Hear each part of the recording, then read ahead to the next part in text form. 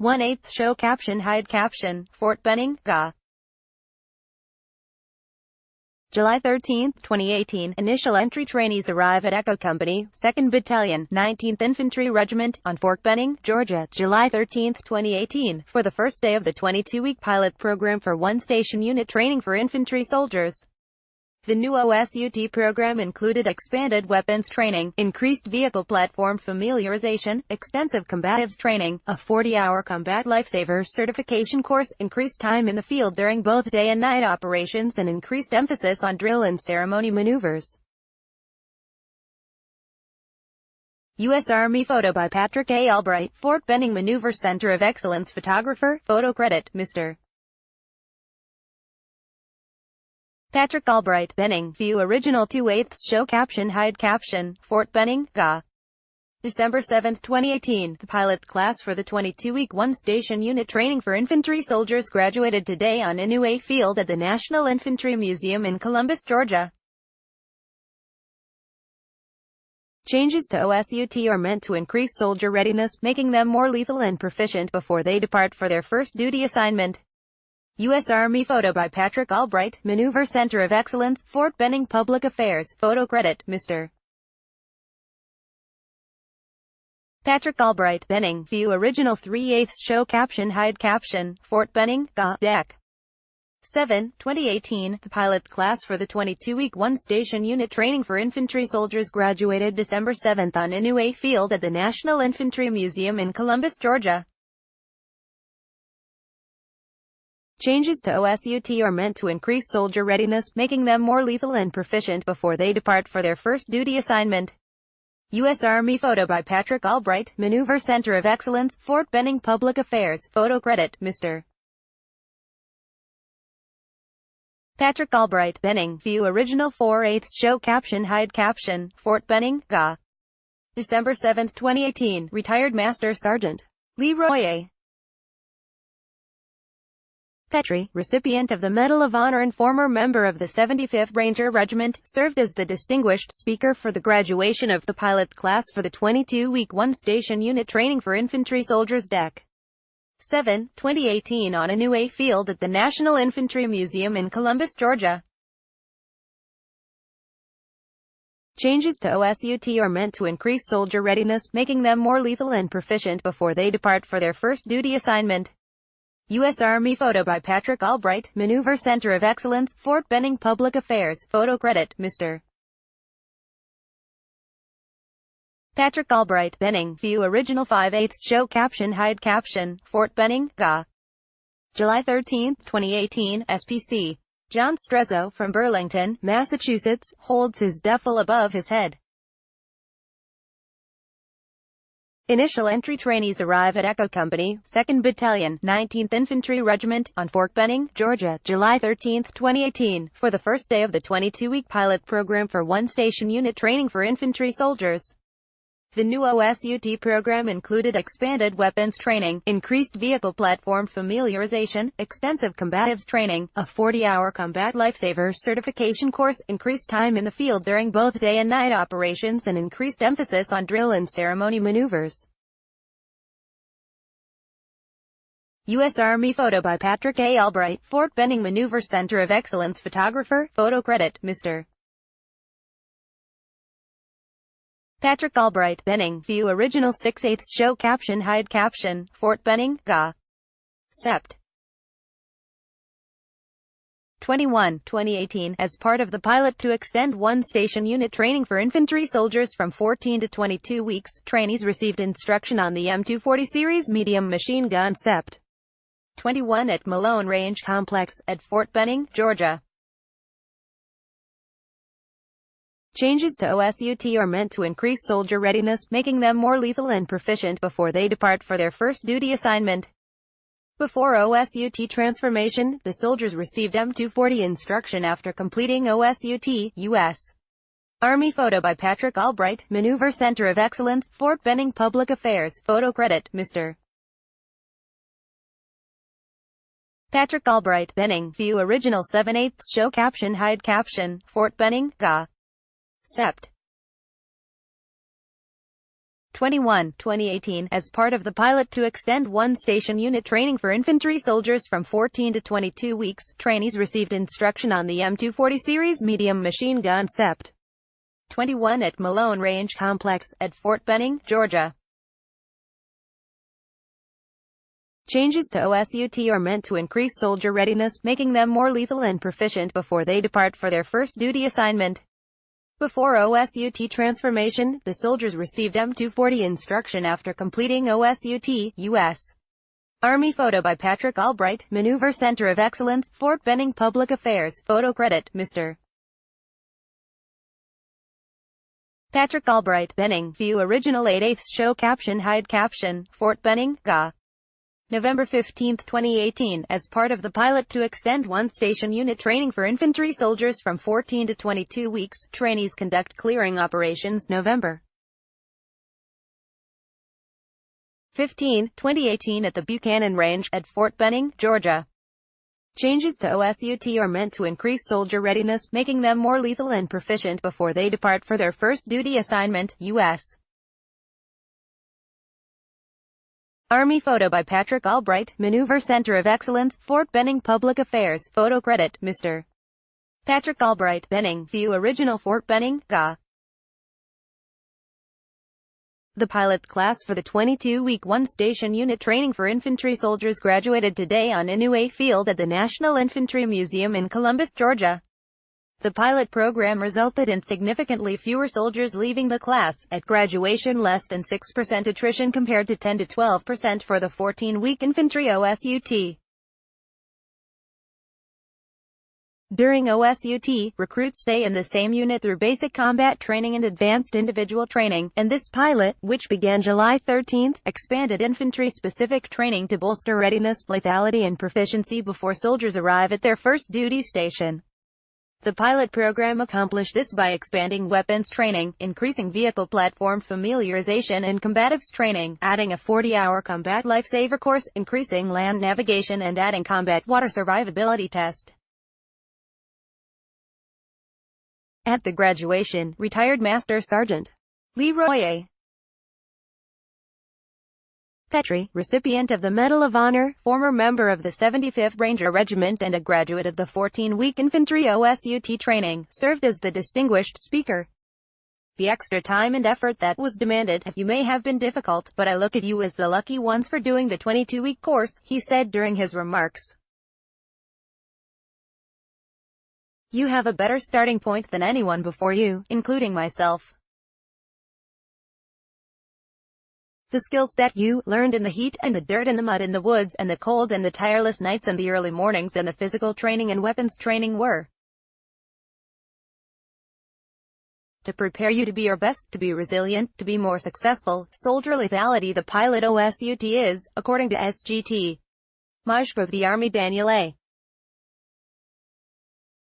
Daily, the first step toward achieving the vision of the Army of 2028. The Army Vision, published earlier this year, puts forth that the Army 10 years from now will be ready to deploy, fight, and win decisively against any adversary, anytime, sick, and anywhere, in a joint, multi-domain, high-intensity conflict, while simultaneously deterring others and maintaining its ability to conduct irregular warfare. The capabilities the Army is developing to achieve this are centered on exceptional leaders and soldiers of unmatched lethality. Soldier Lethality is one of the Army's 6 modernization priorities, which were developed to prepare the Army for a war with peer or near-peer competitors.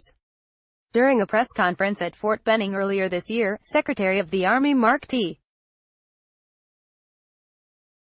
Esper, who was an infantry officer at the beginning of his military career, said soldier lethality was the priority closest to my heart. He outlined some of the other innovations besides the new OSUT that are likely to contribute soldier lethality.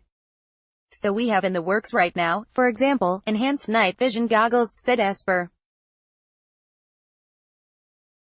We are building, prototyping, a new weapon, which is far more powerful, has greater range and greater accuracy than the current M4, if you will. We are also looking at advances in protective equipment for our soldiers.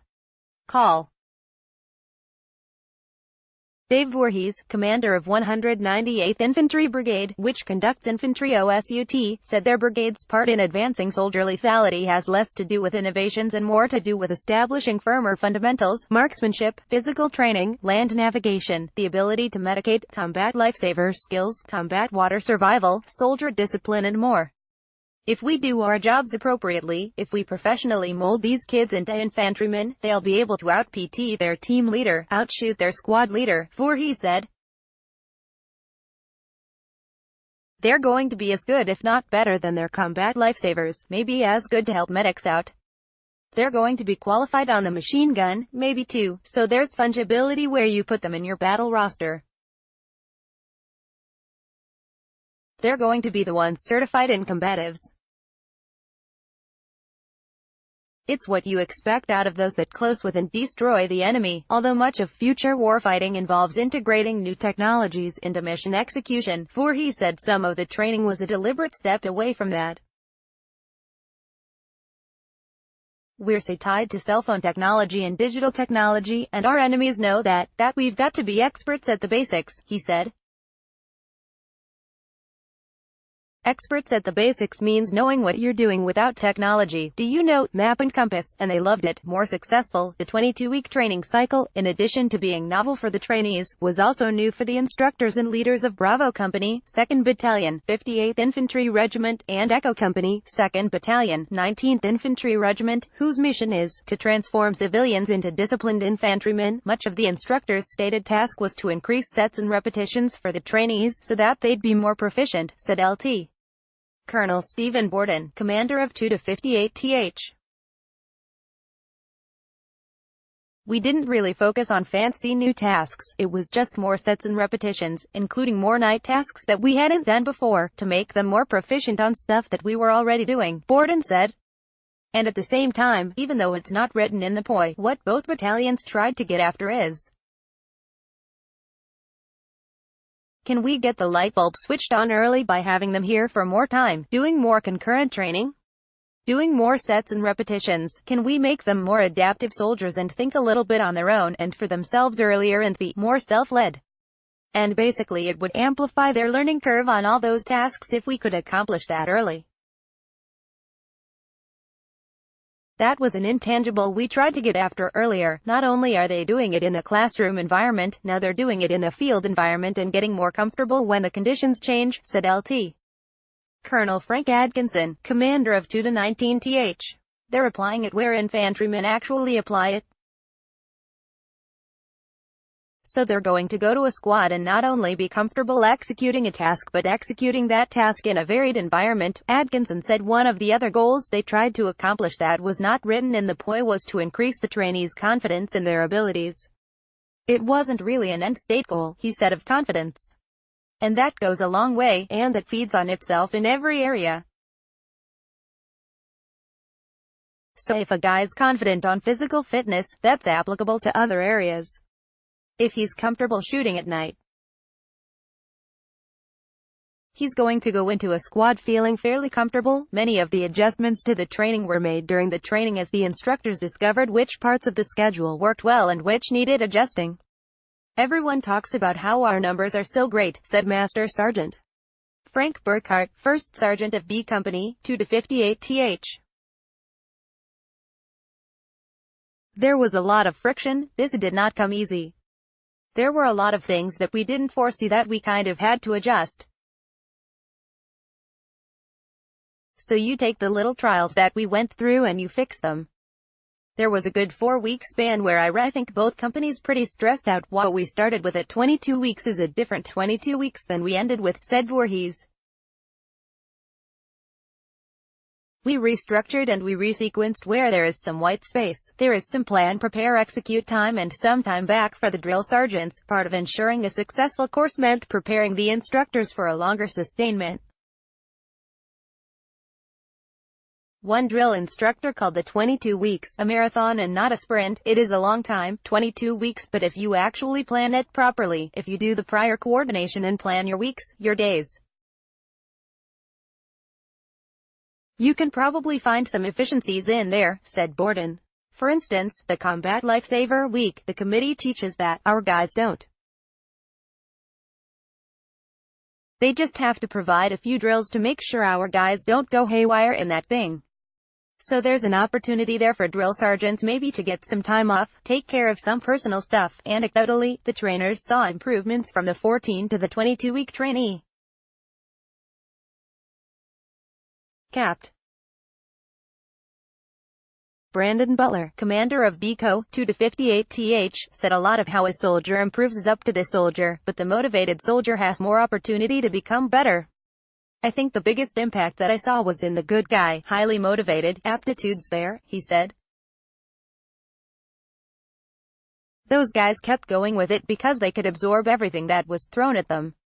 So, at this point, the guys who are platoon guys, acting platoon sergeants or platoon leaders within their platoons, they're at a much higher level because of the cook time they've had, going from a 14-week cycle to a 22-week cycle. I definitely see more mature trainees as opposed to a 14-week trainees, said SGT. First Class Michael Miller, ECO 2 to 19th. I see more professional men now in that suit, SGT. First Class Frank Nauta, drill sergeant for BCO 2 to 58th, pointed to an assessment of basic skills that with the 14-week OSUT was done with just 16 trainees from each company. During the 22-week extended OSUT, they were able to get all the trainees through the assessment, and 100% passed. The numbers show, said Nauta.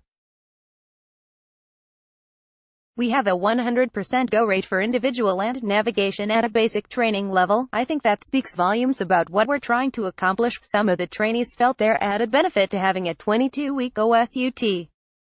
SPC, John Walker from Houston was the distinguished honor graduate of BCO 2 to 58th. At the end of week 14, the social dynamic of the groups and then my own leadership skills weren't as developed as they are right now, he said. It really was about week 14 or 15 when I really started to hit my stride.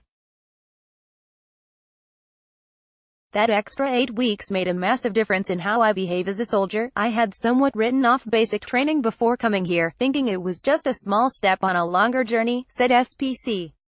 Ethan Garrity from Geneva, Illinois, who scored highest in physical training for BCO 2 to 58th. But the challenges that were presented here, dealing with the different levels of maturity and a completely different environment from anything else I'm used to, I think it was great preparation. Not only do we want them to shoot well and be in better shape, but we want them to be better disciplined, said Voorhees.